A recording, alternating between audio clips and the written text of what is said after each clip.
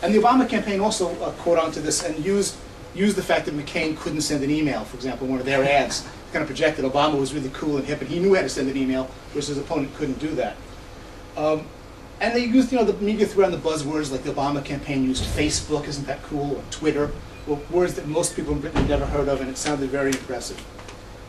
The problem is that campaigners, people like us, are going to read the stuff and believe it. And it's not true. It's not true that, because you focus only on the Obama campaign, if only we could have had someone from another campaign, it would have been really interesting to hear two speakers, because what we would have learned is that, first of all, long before Obama was up against McCain, he was up against a whole bunch of Democrats. People who knew just as much about the internet as he did. I'm glad that you brought up the Dean campaign. Because the Dean campaign in 2004 kind of created the template for online campaigning for presidential elections. A template that didn't exist in 2000 and certainly not in 1996, when we were trying to invent the rules of how you do this. By 2004, the Dean campaign had figured it all out. And the person at the core of the Dean campaign who figured it out, and all the Dean campaigners cite as their guru, was a guy named Joe Trippi. There's a book about the Dean campaign and what it did online, and every second page mentions Trippi. He's not actually in the book. And Joe Trippi didn't go to work for Obama. He went to work for John Edwards.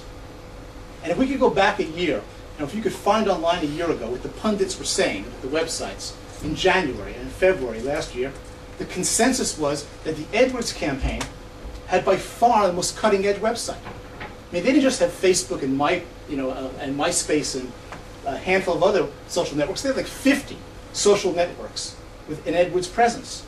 I mean, there's social networks that were so obscure that I thought they were making some of them up. I mean, you never heard of these networks, but they had presence everywhere. And everything they learned in the Dean campaign, the Edwards campaign applied.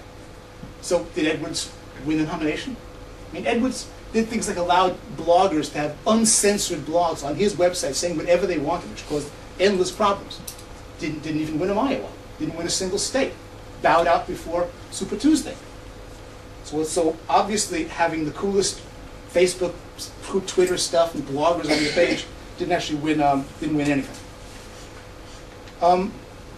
Obama defeated Edwards and Hillary Clinton and all the others not because he had a cooler website and used better online tools. It's because he ran a better campaign and he was a better candidate. And his message resonated with people, particularly young people. I'm not putting down the website. It's a superb effort. But if only we had someone here for the Hillary Clinton campaign, they would have shown you similar things. I'm sure there are certain differences that I'm not spotting, but one of the things I noticed when I was looking at the websites a year ago was just looking at them, not from the back end, not from how volunteers would see it, just looking at them visually. They were identical. Every one of them. The Clinton campaign, the Edwards campaign, the Obama campaign, opened with the same splash page with grinning images of the families and, place to type in your zip code and place to donate. And they looked exactly the same. They were all red, white, and blue. There were no differences. And part of the reason why there were no differences, this is the central point I want to make, is that these days online campaigning is not something we're inventing. It's not something new that we have to think, wow, how would we organize a presidential campaign? It's been done for a while. By 2004, it had matured. The Dean campaign had figured out all the basic rules that you were discussing now, how you mobilize people offline, the importance of meetups, and getting people away from their computer and doing stuff all figured out 4 years ago, 5 years ago.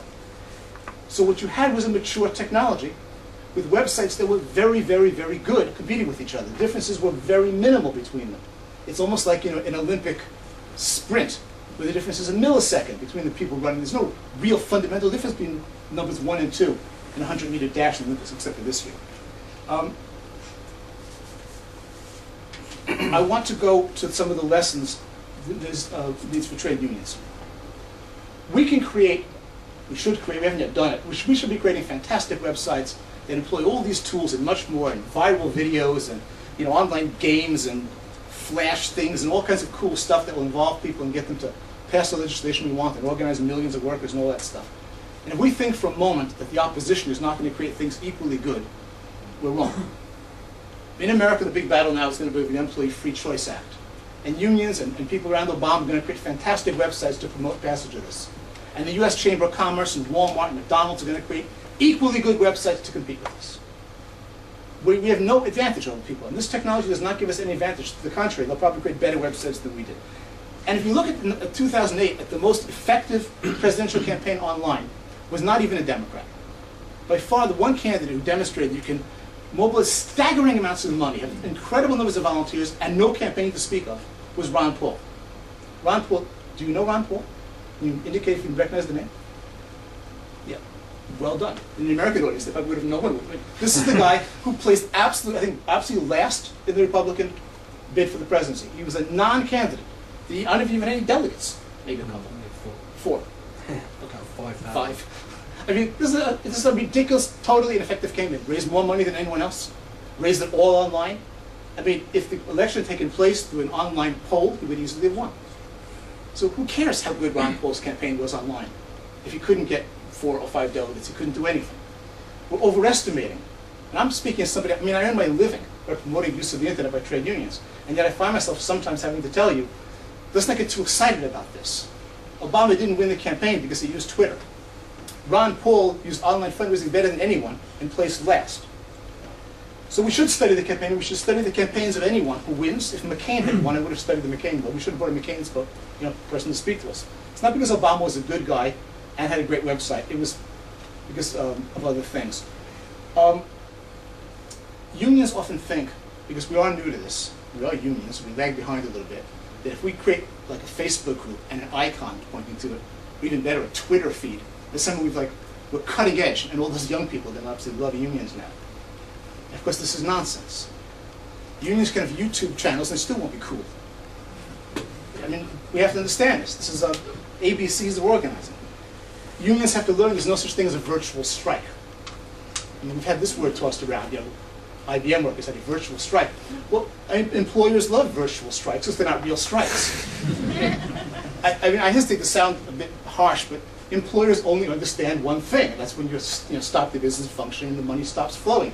That's a serious thing to do. A virtual picket line with 3-dimensional avatars wandering around an imaginary island with palm trees, some of you know what I'm talking about, hardly threatens global capitalism.